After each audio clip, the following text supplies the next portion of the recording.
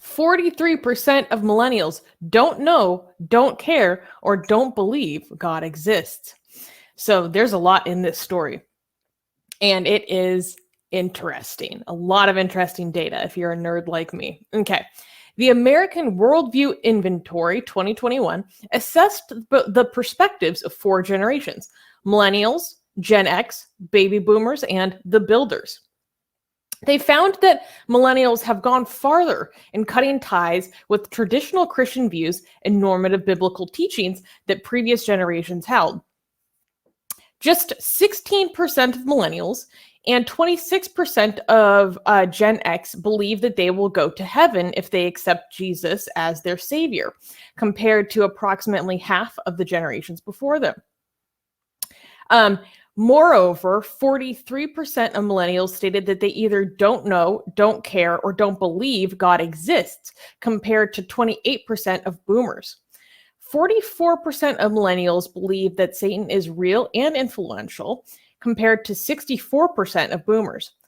31% of young adults strongly believe that what is considered, quote, morally right and wrong varies over time and is based on societal standards, compared to just 25% in 2018. Christian Press reacted strongly to this study, suggesting that the beliefs and behaviors of younger Americans, quote, threaten to reshape the nation's religious parameters beyond recognition. Got a big old thumbs up and rocks on from Rivka. We can only hope. So Rivka, why don't you start us off by sharing what we were talking about, like right before we went live? Oh, well, we were discussing the fact that this particular article was written from a Christian perspective. These were Christians who were concerned about this trend.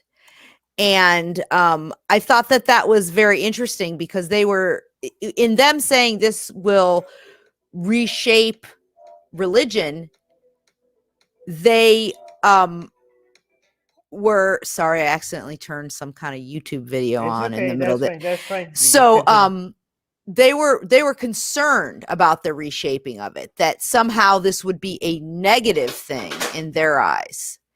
And at the end of the article, they also made this final sort of statement about, but it's not too late. You know, we can still bring people to Jesus, and Jesus can still save people, and that there's an opportunity to, quote, preserve the ways of God.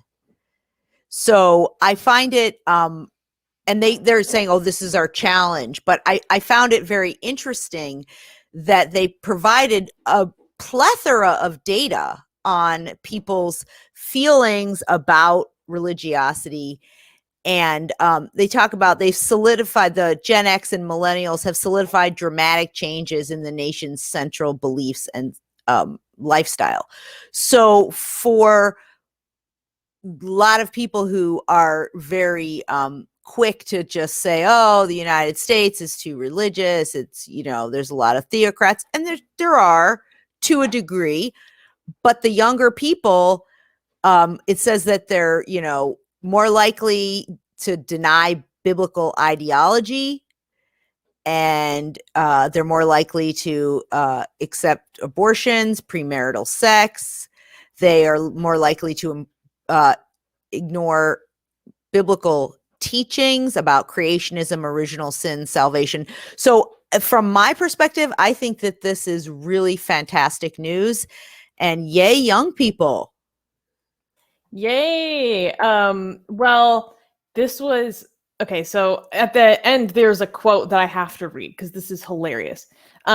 So one of the sociologists, this came from Arizona Christian University. So this is from a Christian institution that produced this report. And they were the ones, you know, giving their commentary on this data and some of the original publications of it.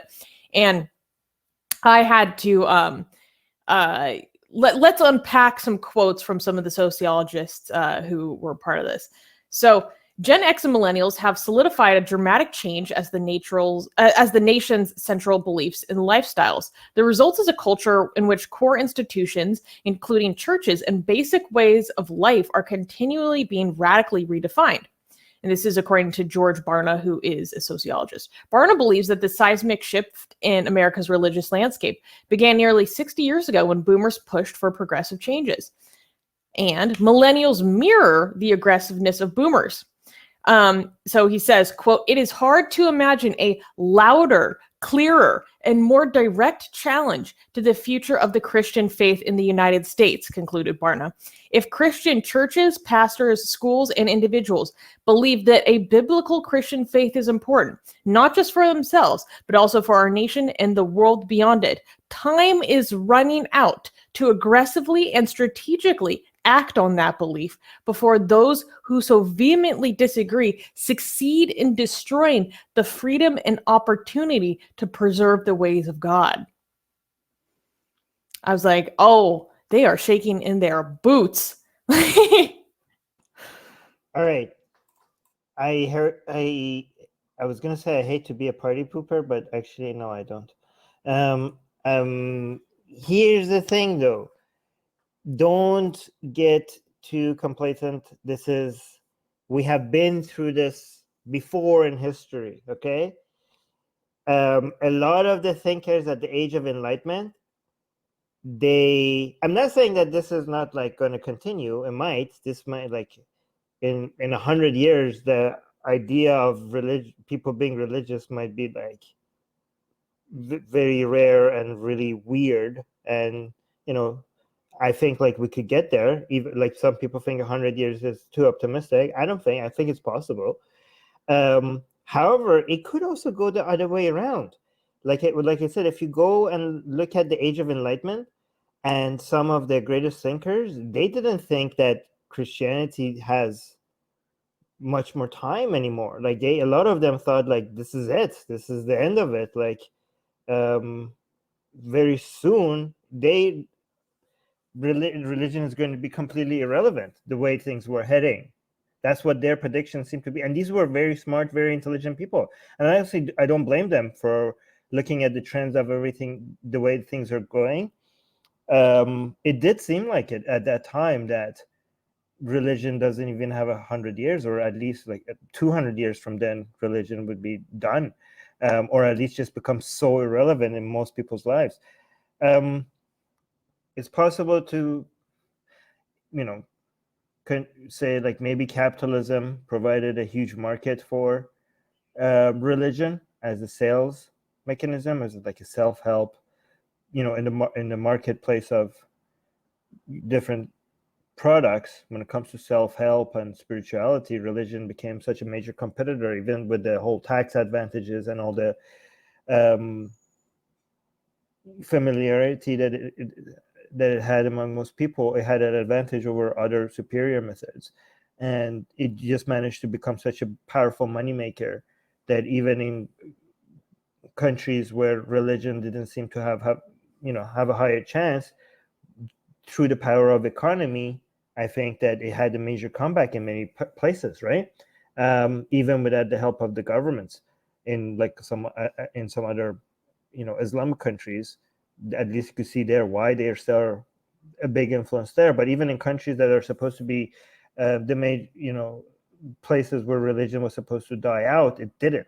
So things might, and it actually even had a major comeback in the recent couple of years, right?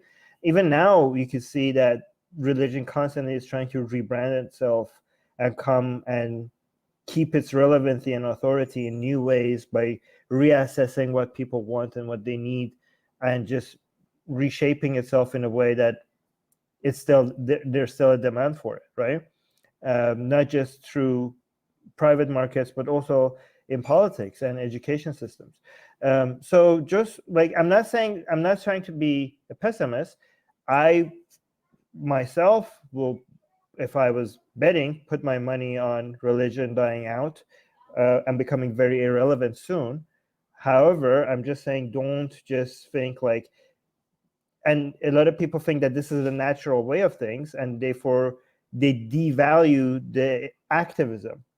The dying out of religion is not just a function of time. It's a function of time because activism happens by the passage of time. Like, don't be like, okay, so we don't need to do anything.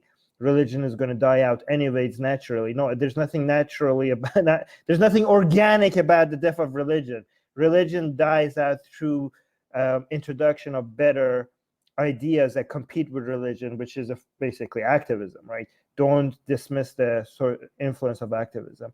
Okay, I see you both wanting to speak. I don't know who wants to go first. You guys fight it out. I'll go first since I'm older. Wow. So to your point, Armin, I think that there's something actually that sort of speaks to some of what you're saying in this article. It's a very small little bit, but they said that the millennials are more likely to deny biblical ideology in favor of worldly spiritual practices. Okay, so spiritual practices, and then they're more open to the possibility of reincarnation. And then there's another one that they talk about that. So it's not 100%, and this is to your point, that they're getting rid of any type of magical thinking or religiosity. It's more organized Abrahamic religiosity that some of them are rejecting. So there is a level of rejecting the BS in one book to accept the BS in another book, which in and of itself is still holding on to some of these concepts that are, integral to religion itself. So I think that your point is really well taken. Yeah, and you actually brought up exactly what I wanted to get into next. There was a very good comment by a rabid atheist saying, I don't know, this story also says that more millennials believe in karma, reincarnation, and astrology more than previous generations. Moving from religion to spiritualism, not necessarily a secular move, which is a very good point. But Armin, if you could please scroll down until you see the first chart, because I want to unpack Can I respond to that comment? Well, the chart will illustrate it as well. Yeah. So here we can actually see a breakdown of these beliefs across generations, if like people want to spend some time looking at that. But yeah, we see that 51% of millennials believe that reincarnation is a very real possibility. So that's more people in this study believe in reincarnation, or it's, that's a likelihood, than the existence of an all-knowing, all-powerful creator of the God, a creator of the universe. I'm sorry. Yeah, guys, and just like take a look at some of this stuff. We included it in this article. One of our writers did a really good job unpacking all this data. So sources and links are in the description. And I just also wanted to note that this study had a sample size of 2,000, which is like very good. But not, obviously it doesn't capture entire generations completely, but it's still a very good sample size. So Armin, continue. Can you highlight that comment again? Yes. All right. So the rabid atheist, look, the problem with your comment is that you're thinking about it in very binary black and white terms, right? So you just think like, okay, something is decreasing, but another thing is increasing.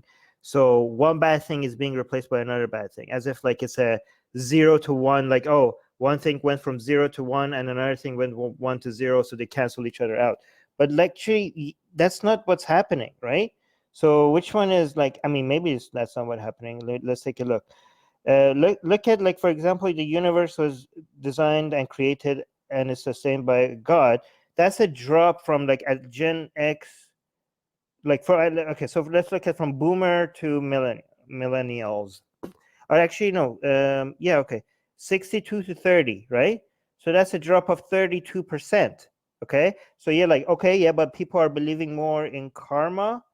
That's like 52 to 64. So that's an increase of 12%. So you're comparing a drop of 32% with an increase of 12%, right? So just because some people who are replacing one nonsense with another, like, yeah, but that not all of them. Some of them are dropping all forms of nonsense. Yes, some people who drop one version of nonsense are picking up other forms of nonsense. They are being replaced, but it's not every single one of them. Overall, most nonsense is being dropped, right? I mean, maybe not, yeah, but like maybe you're right, but we can't just be like, oh, there's a decrease here, there's an increase here, so they cancel each other out. I don't think it's that simple, right? So. Yeah, and the rabid atheist is clarifying and saying, no, I'm just saying that they're open to spiritual ideas, not turning atheist. No, well, actually, there are people who are atheists who still believe in like. I just responded to stuff. that. Yeah. No, you're not. I just responded to that. Like, no, not by the same amount.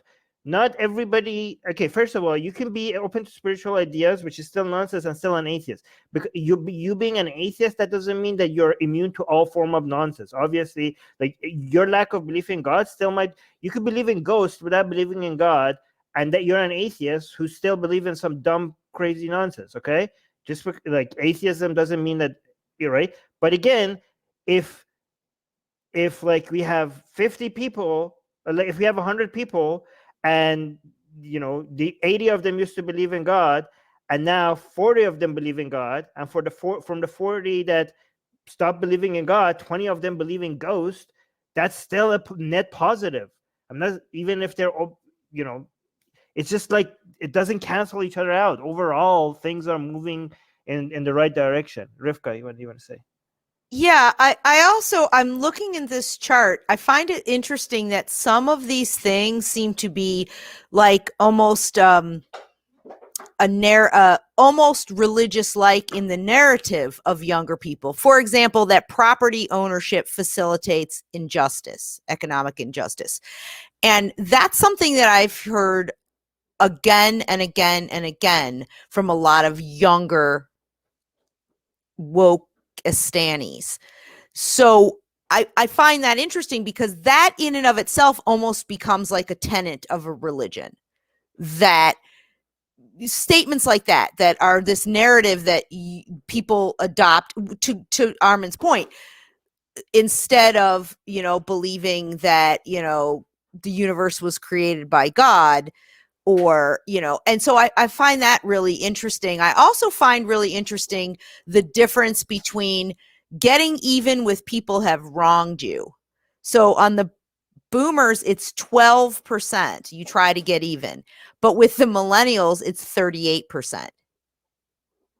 So I find that kind of interesting to look at some of the sociological dynamics that are happening, irrespective of religion or within the bigger umbrella of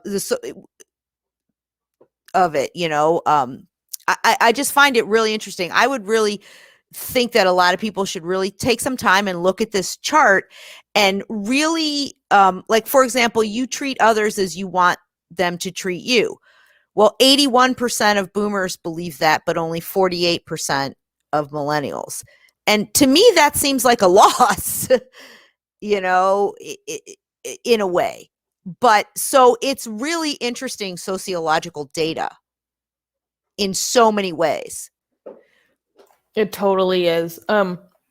Yeah, there was a bottom chart that also said that they asked people for what their most influential worldview was, and what they provided in the chart. I'm not sure if these are the only options that they gave them, but what they provided in the chart was moralistic therapeutic deism, which I'm not even sure what moralistic therapeutic deism is. And then biblical theism, postmodernism, secular humanism, Eastern mysticism, nihilism, and Marxism. And so the fact that those were the options given, I don't know, told me a lot about how these authors were framing things. Like, I don't think to me, postmodernism is not a worldview. Like, it's a sociological tool. So I'm like, what? But to Rivka's point about the property thing, like, they were asking, like, are these younger people Marxists? Right. And I think this moral therapeutic deism almost reminds me of like self-help, like the prosperity gospel is kind of how I would see it.